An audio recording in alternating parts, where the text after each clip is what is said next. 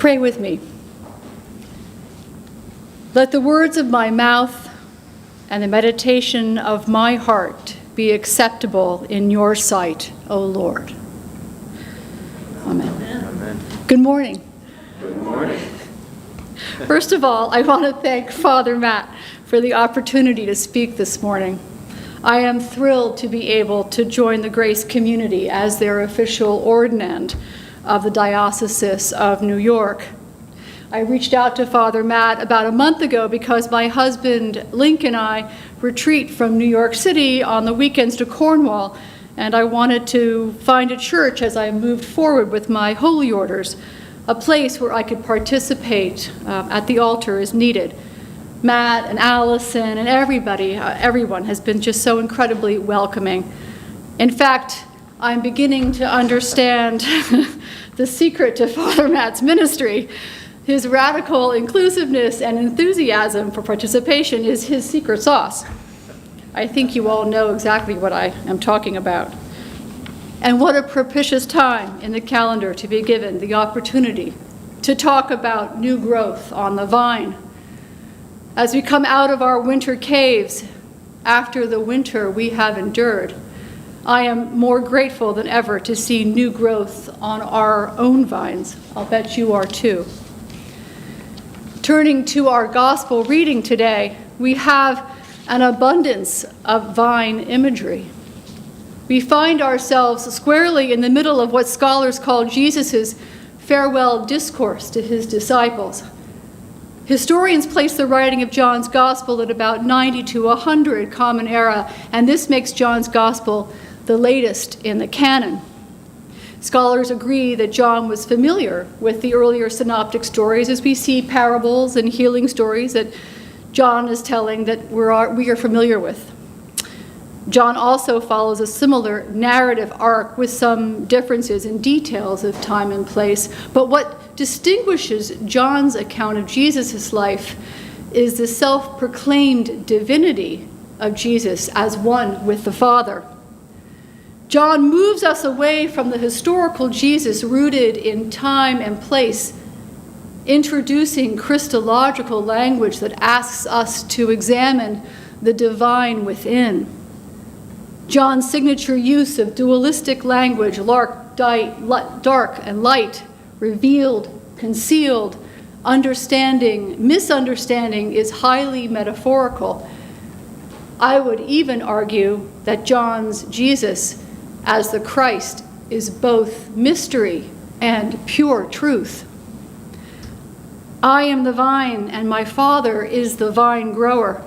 He removed every branch in me that bears no fruit.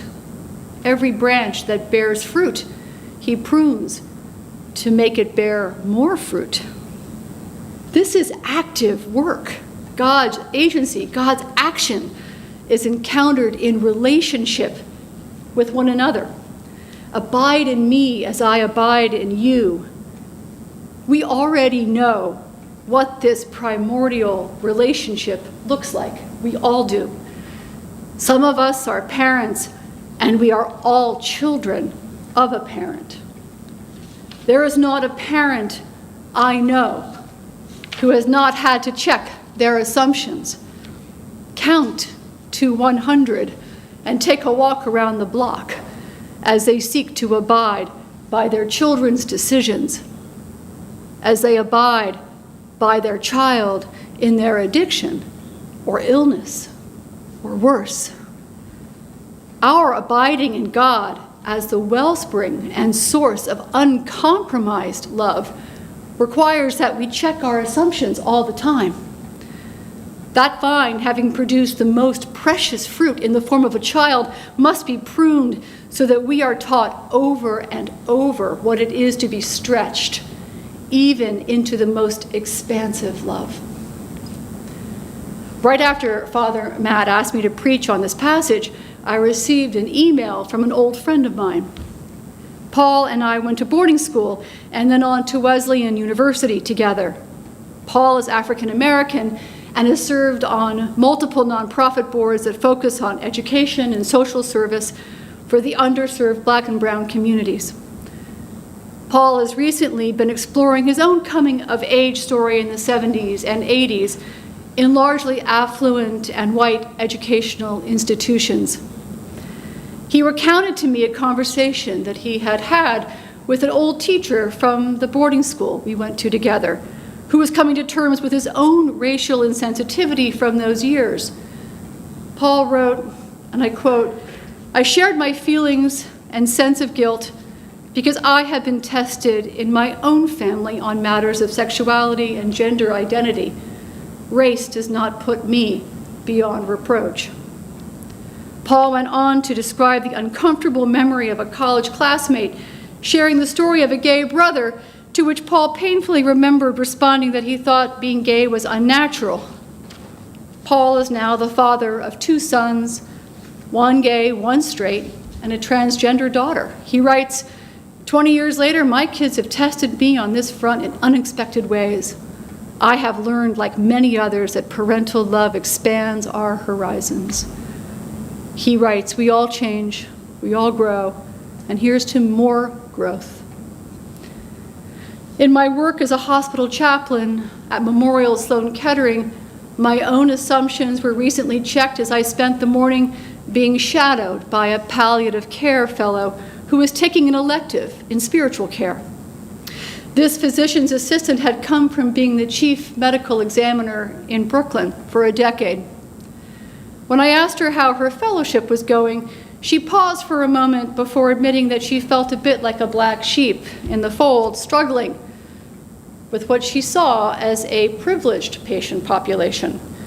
From her perspective, for the most part, patients being treated at MSK had insurance and means beyond people's wildest imaginations. Indeed, as I visit those who are at their most vulnerable, I was reminded that there is a world of patients who never even get to the door of a hospital. My reality got a wake-up call.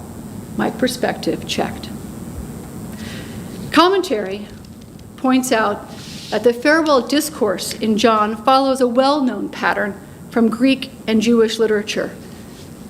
There is a notice of death or departure, a review of a person's life, in this case Jesus' life. There is a call to tend relationships, our passage today.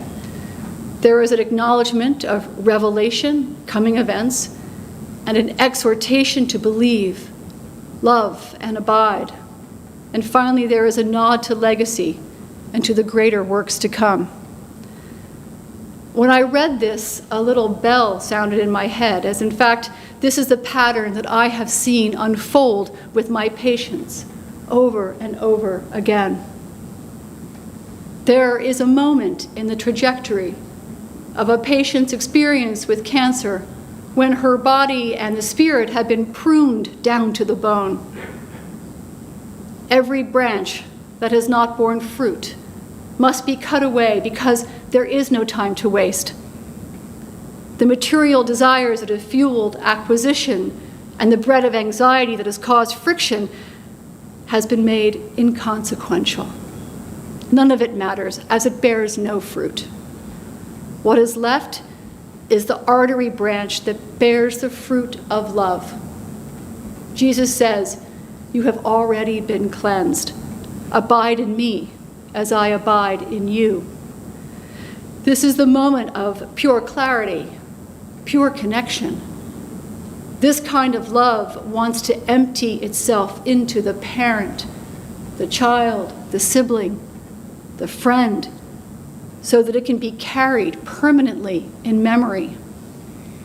It is also love that is connected into the growing awareness that there is something larger, something of a mystery that as Christians we believe connects us to a God who will enfold us in reunion. When I look into the eyes of a patient who is negotiating this reality, I do not see the disease. I see the spirit expanding herself, growing larger as all barriers and previous assumptions fall away. The great task, of course, is to be aware of this gift, of giving and receiving love when we are feeling so well. Richard Rohr, the prolific Franciscan writer, whom I read most mornings, writes this: God puts us in a world of passing things where everything changes and nothing remains the same. The only thing that doesn't change is change itself, and it's a hard lesson to learn. It will not last, but while we breathe it in, we can enjoy it and know that it is another moment of God, another moment of life. If religion isn't leading us into an eternal now, an eternal moment, an always true moment, an always love moment, then we have not lived the moment at all. As we reemerge into a green world from a time of hibernation and alienation, my prayer is that we can put down the devices and assumptions, both real and imagined, that have separated us, to engage in the purest reunification of affection and joyful love. Amen.